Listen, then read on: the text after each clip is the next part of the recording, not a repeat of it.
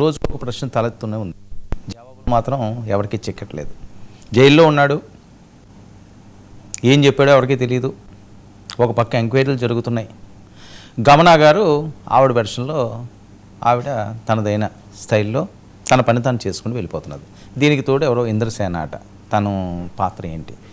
So మొత్తం మీద చూస్తే చాలా కీలకమైన అంశాలు ఒక్కొక్కటిగా వెలుగు చూస్తున్నాయి అని. ఒకరోజు 2 రోజులు కాదని కంటిన్యూగా ఇది అవుతూనే ఉన్నది ప్రాసెస్. ఎందుకంటే ఉపా చట్టంతో ఉన్న ప్రశ్నారావణ్ను అంత ఈజీగా బయటికి వదలకూడదు. లేదు అంటే ఇప్పుడు ఏమవుతుంది, అది పోలీస్ డిపార్ట్మెంట్కి అందరికీ కూడా ఏదో కావాలని కక్షపూర్తంగా కేసు పెట్టారు అంటారు. ఆ ఛాన్స్ ఇవ్వడానికైతే సిద్ధంగా లేరు పోలీసులు అని.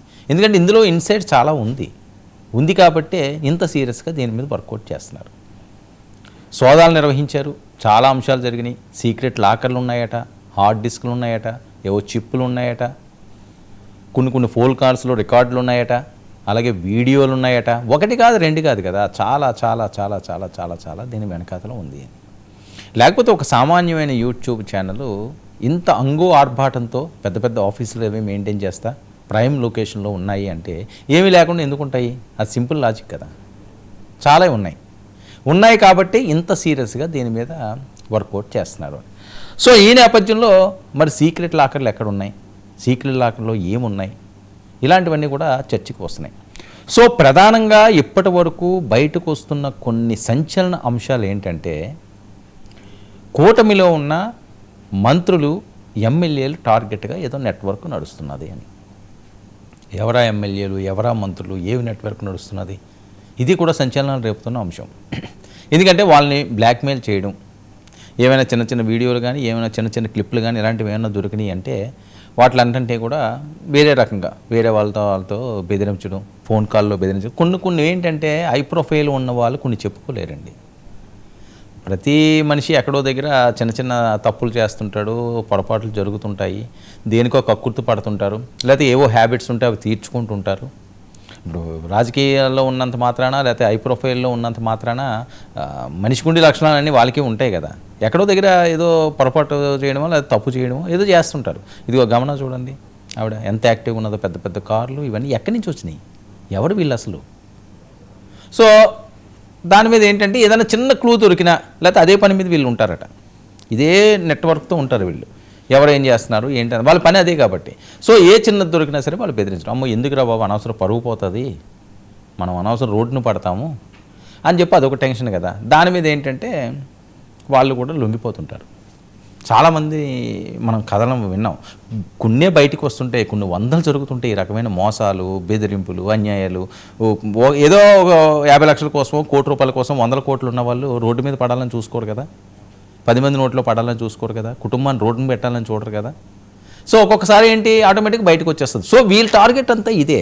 అది తెలంగాణలో ఉన్నాయండి, లేకపోతే ఏపీలో ఉన్నాయండి, వేరే ప్రాంతాల్లో ఉన్నాయండి. ఎందుకంటే ఆవిడకి బెంగళూరు లింకులు ఉన్నాయి, బళ్ళారి లింకులు ఉన్నాయి, ఇలాంటివి చాలా ఉన్నాయట కదా గమనాన్ని. సో వస్తున్న టాక్ నేపథ్యంలో నిజంగా వాళ్ళు అలా చేసారో చేయలేదో అన్నది రేపు పోలీసులు చెప్పాలి, అది పోలీసులు నిరూపించాలి, అది మనం చెప్పడం కాదు కదా. కానీ ఏది జరగకపోతే ఇంత సీరియస్గా ఎందుకు ఉంటుంది, ఇంతలా ఎందుకు రెచ్చిపోతారు? ప్రధానంగా అతను ఆంధ్రప్రదేశ్ నడిబొడ్డులో ఏలూరు ప్రాంతంలో ఒక సభలో సంబంధం లేని వ్యాఖ్యలు చేసి అంత రెచ్చిపోయాడు అంటే దాని అర్థం ఏంటి? ఏదో బలమైన శక్తి అతని వెనకాతలో ఉంది, లేకపోతే ఎవరో బలమైన వాళ్ళు అతన్ని ఆడిస్తున్నారు, అతన్ని ఉసిగొలుపుతున్నారు. ఈరోజు మాట్లాడాడు కాబట్టి ఒక్కసారి అతని మీద ఫోకస్ వెళ్ళింది, ఏపీకి వచ్చి మాట్లాడాడు కాబట్టి. నార్మల్గా ఇలా ఉంటే అసలు ప్రశ్న ఎవరికి తెలియదు. ఎవరో యూట్యూబ్ ఫాలోవర్స్ ఉన్నారంటే ఒక వాళ్ళకి తెలుస్తుందేమో, లేదా అక్కడేమో యూట్యూబ్లో వీడియోలు కనిపిస్తే కనిపించవచ్చు కాక, అంత ఫెమిలియర్ ఏం కాదు కదా. సో ఈ మాటతో ఒక్కసారిగా అతను చిట్టాలు ఆగేసరికి వస్తున్న అంశం సీక్రెట్ లాకర్లట. సీక్రెట్ లాకర్లు సరే, ఇంట్లో సీక్రెట్ లాకర్లు పెట్టుకోవడంలో తప్పలేదు.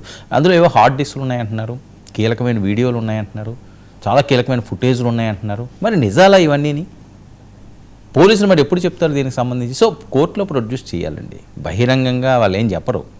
అందుకనే రోజుకొక కథనం వస్తుంది, ఒక కన్ఫ్యూజన్ క్రియేట్ చేసే విధంగా ఉంటున్నది. ఎందుకంటే కోర్టులోనే ప్రొడ్యూస్ చేస్తారు. ఈ తప్పు చేసాడో నిరూపించాలంటే ఏంటి, మీడియాతో చెప్పో ప్రెస్ మీట్లు పెట్టో వాళ్ళకి అధికారం లేదు. ప్రెస్ మీట్లు ఇవాటి పెట్టాలంటే అది వేరే రకంగా డైవర్ట్ అవుతుందేమో అని భయపడుతుంటారు. సో ఒకటి కులాల మధ్య విభేదాలు ప్లానం, దీనికి ఫారెన్ నుంచి ఫండింగ్ వస్తున్నదట. ఇది జరుగుతున్న ఒక ప్రచారం. మరి పెయిడ్ కథనాల బాగోతాలు, ఎక్కువగా పెయిడ్ కథనాలు ఈ ప్రశ్న ఛానల్ నుంచి వెళ్తుంది. దర్యాప్తులో కొత్త విషయాలు వెలుగులోకి, చాలా కీలకమైన అంశాలు ఒక్కొక్కటి వెలుగులోకి వస్తున్నాయి. కూటమి ఎమ్మెల్యేలు మంత్రులే ముందుగా చెప్పినట్లుగా టార్గెట్. మరి వాళ్ళ నుంచి ఎవరిని టార్గెట్ చేశారు, ఎవరు వీళ్ళు వలలో చిక్కుకున్నారు, ఎవరు ఏమైనా సమర్పించుకున్నారా? టార్గెట్ వీడియోల కోసం ప్రశ్న టీముకు భారీగా డబ్బులు. నువ్వు వాడిని పట్టుకో, నువ్వు ఏం చేస్తావు నాకు తెలియదని చెప్పి ఒక పక్క ఫండ్ వస్తున్నదట. ఫండ్ వచ్చిన వెంటనే ఒకవేళ అతని కర్మగాలి కానీ వీళ్ళకేమైనా చిక్కారు అంటే వీళ్ళ దగ్గర లాగేస్తారు. రమణ ఖాతాలో విదేశీ నగదు, ఈ ఖాతాల్లో విదేశీ నుంచి వస్తున్న నగదంటూ మరో ప్రచారం. అవన్నీ కూడా ఏదో సీజ్ చేశారని కూడా టాక్ వస్తుంది ఆయన బ్యాంక్ అకౌంట్లన్నీ. మరి అక్రమ లావాదేవీలపై దర్యాప్తు అధికారుల అనుమానం. అక్రమ లావాదేవీలు ఏదైతే జరిగిందో దాని మీద దర్యాప్తు. మరి నగదు పంపిన వారిపై కూడా ఆరా తీస్తారు. సూత్రధారులను ఆల్రెడీ గుర్తించేశారని. ఎందుకంటే అతను ఎవరో ఇంద్రసేన ఎవరో ఉన్నారు కదా, ఇంద్రసేన నాయుడు అంటారు, ఇంద్రసేన చౌదరి అంటే, సరే నాయుడన్నా చౌదరి అని ఏదన్నా ఒకటే కాబట్టి వాళ్ళకి నచ్చినట్టు ఏదో ఒకటి పిలుచుకుంటుంటారు. ఈ గమన రావణ ఇంద్రసేన పాత్రలు ఏంటి అసలు వీళ్ళు ముగ్గురు ఎవరు, ఏం జరుగుతుంది? ఇది కదా చాలా కీలకంగా మారుతున్న అంశం. వీళ్ళు ముగ్గురు జోడీ ఎలా సెట్ అయింది, అసలు ఎక్కడి నుంచి సెట్ అయింది, ఈ మూడు ఎలా కలిసినాయి? భిన్న ధృవాలు ఇవన్నీ కూడా ఖచ్చితంగా. అతనేదో పొలిటీషియన్ తాలూకా వ్యక్తి, ఈవిడేమో సుఖంగా కాపురం చేసుకుంటున్నది ఎక్కడో బెంగళూరులోనే, ఏదో బొటిక్కి పెట్టుకుంటున్నది. ఏం చూస్తే ఇక్కడ ఉన్నాడు. ఎలా కలిసారు వీళ్ళందరూని? ఏమీ లేకపోతేని ఎక్కడెక్కడ వాళ్ళు ఏదేదో కలడానికి లేదు కదా. ఆవిడేమో భర్తను వదిలేశారట, ఆయనేమో ఇలా కోసుకుంటుంటాడు. అవేవో ఎవరు వీడియో తీశారో అది అర్థం కాదు, ఆయన ఉన్నాడో లేదో తెలియదు. వీళ్ళ అత్తగారు గమన వాళ్ళ అత్తగారు చాలా చెప్తుంటుంది, నా కొడుకుని ఇలా చేశారు అలా చేశారు, నా కొడుకుని కొట్టేవారు, ఇంకోటి చేసేవారు, చిత్రహింసలు, ఎవరినన్నా సరే భార్యలను చిత్రహింసలు పెట్టారు, మహిళలను చిత్రహింసలు పెట్టారని వింటుంటాం. ఇక్కడ రివర్స్, భర్తను చిత్రహింసలు పెట్టేవారట, నరకాన్ని చూపించేవారట. మరి అన్నీ నిజాలైతే మరి గమన కూడా ఏ క్షణానన్నా అరెస్ట్ కావచ్చు. ఇవన్నీ నిరూపణ అయితే ఇంద్రసేనైనా లేకపోతే ఇంకా ఏమన్నా దానికంటే ఇంకో పెద్ద సేన ఎవరైనా ఉన్నారా, అది కూడా తెలియాలి కదా. ఏదైనా సరే చాలా కీలకంగానండి ఆంధ్రప్రదేశ్ రాజకీయాల్లో చాలా కీలకంగా మారుతున్న పరిణామాలు. ఒకటి గమన అండ్ ప్రశ్న రావణ్ అంశం, ఇది ఎటువైపు వెళ్తుంది, ఆ హార్డ్ డిస్క్లలో ఏమున్నాయి, కీలకమైనవి ఏమున్నాయి అన్నది కదా ఇప్పుడు ముఖ్యంగా ఆలోచించవలసింది. ఏమీ లేకపోతే మరి ఎందుకు ప్రచారం జరుగుతుంది? నిప్పు లేనిదే పొగ రాదు. ఇన్ని రోజులు తనకు బెయిల్ లేకుండా ఉన్నాడు అంటే, ఉపా చట్టం పెట్టారు అంటే అంత ఆషామాషిగా ఏదో అతని మీద కక్షనో లేదా పవన్ కళ్యాణ్ గారిని ఏదో తిట్టేయడనో ఇలాంటి దాని మీద అలా చేయలేరు పోలీస్ ఆఫీసర్. నేను చాలాసార్లు ఈ సందర్భం చెప్పాను, తలలు ఎగిరిపోతాయి ఫస్ట్ వీళ్ళు ఉద్యోగాలు ఎగిరిపోతాయి. ఎందుకు ఊరుకుంటాయి కోర్టులు ఏమైనా చూస్తూ ఊరుకుంటాయా? వీళ్ళు ఆడించినట్లు ఆడితే అవ్వదు. ఇక్కడ వీళ్ళు ఎన్ని చేసినా ఆ స్టేషన్ వరకే. తనని ఏమన్నా చెయ్యాలన్నా లేకపోతే ఏమన్నా తనకి ఏమైనా ఇంట్రాగేషన్ చేయడమో లేదా ఇంకోటి చేయడమో ఏదో అంటుంటారు కదా, అలా చేశారు ఇలా చేశారు, ఇలా బాధారు అలా బాధారు, అలా కట్టారు, ఇది చేశారు, ఉయ్యాలు ఊపారు, లేకపోతే ఏదో పంగ చీల్చారు, ఏవో వస్తుంటాయి కదా. అలాగేమన్నా చేస్తే ఇక్కడ వరకే పరిమితం. అది కూడా కోర్టుకి తెలిసిందంటే సీరియస్ అవుతుంది. ఏదైనా తెలియకుండానే చేయాలి. అది కోర్టుకి తెలిసిందంటే మళ్ళీ అవుతుంది వీళ్ళకి రౌండ్. సో ఏం చేసినా ఇక్కడ వరకే. వన్స్ ఇక్కడి నుంచి కానీ మూవ్ అయ్యిందా కోర్టుకి, ఈ లాట్ల సాగు ప్రతిదీ పిన్ టు పిన్ కోర్టులో ఆగుతుంటుంది. అందుకని పక్కా ఎవిడెన్స్ని సంపాదించాలి, పక్కా వీడియోస్ ఉండాలి, పక్కా ఆధారాలతో వెళ్ళాలి, ఛార్జ్ షీట్ బలంగా పెట్టగలగాలి. చూడండి ఆ మీడియాలో మాట్లాడే గమన ఆవిడ మీడియా మైకులు పెట్టినా సరే ఆవిడ మాట్లాడలేకపోతున్నది. నేనేంటంటే ఇదే పరిస్థితి. చాలామంది ఏముందిలే మనకి ఏం జరుగుతుందిలే అని చెప్పి కొన్ని దుర్వినియోగం చేసుకుంటారు. జీవితాన్ని వాళ్ళే అంధకారంలోకి నెట్టేసుకుంటారు. పవర్ మన ఇంట్లో ఉన్నదండి. ఇప్పుడు నేను స్టూడియోలో ఉన్నాను, పవర్ ఉంది, మంచి లైటింగ్ ఉంది, సో ఒక సిస్టమ్ ఉంది ఇక్కడ. సో ఇది అనుకోకుండా ఏదో రకంగా బయట నుంచో లేకపోతే పెద్ద తుఫాన్ వచ్చో ఇంకొకటి వచ్చో లేకపోతే టెక్నికల్గా ఫెయిల్ అయ్యి పోయిందనుకోండి పవరు, మనం ఏం చేయలేం, అయ్యో పోయిందా అనుకుంటాను. అంతేగాని నాకు నేనే ఇలా ప్లగ్లో లాగేసి ఈ ఫెయిల్ చేసుకుంటే, ఈ పవర్ లేకుండా చేసుకుంటే ఎవరిది? నాదే కదా ప్రాబ్లం. నేనే కనిపించను, నాకే అంధకారం వస్తుంది. సో ఇవి కూడా అలాంటి వీడియోలే. నువ్వు చేసుకున్న తప్పు ఎవరో చేసింది కాదు, నీ పవర్ నువ్వే తీసుకున్నావు, నువ్వే గొయ్యి తవ్వుకుంటున్నావు, నువ్వే జైల్లోకి వెళ్తున్నావు. నువ్వు చేసిన తప్పులు, నువ్వు చేసిన పొరపాట్లు, నీ నోటి దురదలు, అంతే కదా. ఎవరు చేసింది అది? వాళ్ళు చేసిన వీడియోలనే కదా ఇప్పుడు వీళ్ళు పట్టుకున్నారు. ఎవరో చేసిన వీడియోలు పోనీ ఈయనేదో కామెంట్ చేయడం, ఈయనేదో లైక్ చేసాడు అనుకోండి, అయ్యో పాపం ఆడెవడో చేస్తే పాపం ఈయనేట అంటున్నారు. అలా కాదు కదా. అరే అరెస్ట్ అయ్యి బెయిల్ ఇచ్చిన వెంటనే కారులో నుంచి ఒక వీడియో పెడతారు. అదిగో ఏంటిది, ఏం మెసేజ్ ఇస్తున్నారంటే రెచ్చగొట్టడమే కదా. నన్ను ఎవడో ఏం చేయలేడని కదా. ప్రతి ఒక్కడో ఎవడో ఏం చేయలేడని అనుకోవడానికి ఉండదండి ఈ రోజుల్లోని. మన టైం బాగోపోతే ఎవడో ఏదో చేస్తాడు. మనం సరిగా ఉన్నామనుకోండి, సరే కక్ష ఉంటే ఒక రోజు తప్పు జరుగుతుంది, ఒక రోజు ఇబ్బంది పెడతారు, 2 రోజులు ఇబ్బంది పెడతారు, 3 రోజులు ఇబ్బంది పెడతారు, కోర్టుకి వెళ్తే బెయిల్ ఇచ్చేస్తారు. తప్పు చెయ్యకపోతే, మనం సచ్చీలనం అయితే, మనం కడిగిన ముత్యం అయితే, అది కాదు నాకు ఇష్టం వచ్చినట్టుగా నేను మాట్లాడతాను, నా మీద కక్ష సాధింపు చేస్తున్నారు,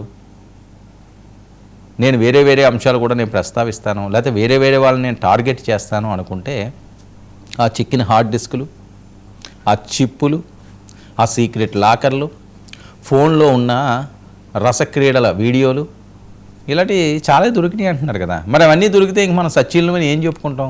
మనం చాలా మంచి వాళ్ళని, బుద్ధి వాళ్ళమని ఏం చెప్పుకోగలం? బుద్ధిమంతులమని చెప్పుకునే పరిస్థితి లేదు కదా. ఇప్పుడు అదే రావణ్కి శాపంగా మారింది. ప్రతి ఒక్కరూ కూడా యూట్యూబ్ ఛానల్ పెట్టండి, విస్తృతంగా మీ జ్ఞానాన్ని పంచండి, మీ తెలివితేటల్ని చూపించండి, లేకపోతే మీ వాక్చాతుర్యాన్ని అద్భుతంగా ప్రదర్శించండి. ప్రభుత్వాలు తప్పు చేస్తే విమర్శించండి, ఎవ్వరూ విమర్శించొద్దు, వాళ్ళని నెత్తి మీద పెట్టుకోమని ఎవడో చెప్పడం, వాళ్ళకి జీ హుజూర్ అంటే మొక్కుకోమని కూడా ఎవడో చెప్పరు. తప్పు చేస్తే నిలదీయండి. కాదు కాన్సన్ట్రేట్ చేసి టార్గెట్ చేసి ఏదో లబ్ధి కోసం ఏదో చెయ్యాలని ఈ రకమైన పనులు చేస్తే ఒప్పుకోవట్లేదు. చాలా సీరియస్గా ఉంటున్నాయి ప్రభుత్వాలు. దానికి నిదర్శనాలు ఇవన్నీ కూడా. జీవితం ఒక్కసారి వస్తుందండి, ఒక్కసారి మనం జీవితం, ఇంకోసారి అసలు పుడతారో పుట్టరో ఎవరికీ తెలియదు. ఆ ఉన్నదాన్ని ఎందుకు కోరుండి అందులో పెట్టుకోవడం? ఆ చీకటిలో మగ్గడానిక? ఆ చెప్పకూడు తినడానిక? ఏముంటుంది అక్కడ జైల్లోని? అంధకారం 4 గోడల మధ్య, సరైన బాత్రూమ్ కూడా ఉండదు. సరే ఇప్పుడు ఏమైనా ఆధునీకరణ చేశారంటే ఎంత చేసినా ఏం చేస్తారు? మన ఇంట్లో ఉన్నంత సుఖం ఉండదు కదా. బాత్రూమ్కి వెళ్ళాలంటే క్యూలు కట్టాల్సి వస్తుంది. మరి ఏ సెల్లో పెట్టారో, ఇతను ఉపాచట్టం అంటే తీసుకెళ్ళి ఒక అద్భుతమైన సెల్లో లేకపోతే ఫెసిలిటీస్ ఇచ్చి అదేం ఉండదు. ఒక చాప ఏదో పెడేస్తారు, దిండు పెడతారు, ఒక కంచం పెడతారు, ఒక గ్లాసు పెడతారు, ఉదయాన్నే తెల్లారుజామున లేపుతారు, ఏదో పనులు చేస్తారు. ఇదే సామాన్యంగా ఉంటుంది. ఇంకా కఠినంగా ఉంటుందేమో, ఎందుకంటే ఇలాంటి వాళ్ళని కొద్దిగా సీరియస్ చట్టాలు కాబట్టి ఇది ఇంకా నటోరియస్ క్రిమినల్స్ ఉన్న ఆ సెల్లో పెట్టారనుకోండి, వాళ్ళది ఒక రకంగా ఉండదు టార్చరు. ఎందుకంటే ఇంకా వాళ్ళు తెగించేసి ఉంటారు, మెంటల్గా అదొక టైప్లో ఉంటుంటారు వాళ్ళు. ఎవరితో ఎలా ఉంటారో తెలియదు. ఏవో సినిమాలు చూస్తుంటాం కదా, ఏదో గ్యాంగ్లు అంటారు అవన్నీ. సరే అవన్నీ జైల్లో ఉన్నాయో లేవో, సినిమాల్లో చూపిస్తారో అవన్నీ నిజాలో కాదో అని నేను చెప్పట్లేదు. ఎందుకు ఈ బాధ అంటాను నేను, ఎందుకు ఈ కష్టాలు, ఎందుకు ఈ కొని తెచ్చుకోవడం, దేనికోసం? భారతదేశంలో పుట్టావు, భారతీయుడిగా బతుకు, మనకెందుకు కులాలు, మనకెందుకు మతాలు, ఆడినెందుకు తిట్టడం, వీళ్ళనెందుకు తిట్టడం? నీ ఉద్యోగం ఏదో నీకు ఉన్నది, అది చేసుకోవచ్చు కదా. నేను రావణ గురించి చెప్పట్లేదండి. ప్రతి ఒక్కరు కూడా ఎవరైతే యూట్యూబర్లు ఉన్నారో లేకపోతే ఎవరైతే వేరే వాళ్ళు ఉన్నారో ఇలాగ కాంట్రవర్సీగా వీడియోలు చేసే వాళ్ళందరూ కూడా దీనివల్ల మీకు ఏం కలిసి వస్తున్నదన్న తర్వాత అంశం అండి. మీ జీవితం అయితే అంధకారం అయిపోద్ది. ఒకేసారి జీవితం ఉంటుంది, ఒకేసారి పుట్టుక. తర్వాత ఎవరెక్కడ పుడతారో, మనిషి కింద పుడతారో లేదా ఇంకో కింద పుడతారో ఎవరికి తెలుసు. ఉన్నదాన్ని ప్రశాంతంగా పిల్లలతో, భార్యతో, తల్లిదండ్రులతో ఒక కుటుంబాన్ని ఏర్పరచుకుండి వసుదైక కుటుంబంలాగా హ్యాపీగా ఉండండి. అది కాదు మేము ఇలాగే చేస్తామంటే ఎవరి కర్మ వాళ్ళది, కర్మను ఎవడో ఆపలేడు. ఇప్పుడు అదే జరుగుతున్నాయి చాలా ఈ వీడియోల రూపంలో. పైత్యం ఉండొచ్చు, అది శృతి మించకూడదు. అది శృతి మించితే జీవితం చీకటిమయం. ఆ చీకట్లో ఉంటారా, వెలుగులోకి వస్తారా, మంచిగా ఉంటారా చూడడం. మరి అకౌంట్లో ఏమున్నాయి, అకౌంట్లు సీజులు అయినాయి. తర్వాత వీళ్ళందరూ కూడా ఏదో హార్డ్ డిస్క్లు అంటున్నారు, చిప్పులు అంటున్నారు, ఏవేవో దొరికినాయి అంటున్నారు. మరి వీళ్ళ పరిస్థితి ఎలా ఉండబోతున్నది, ఇంకా ఎలాంటివి వెలుగు చూడబోతున్నాయి చూద్దాం. మరి ఏం జరుగుతుందో. రావణ్, ప్రశ్న, అలాగే గమన ఇంద్రసేన, వీళ్ళ ఫ్యూచర్ దేవుడే నిర్ణయించారు.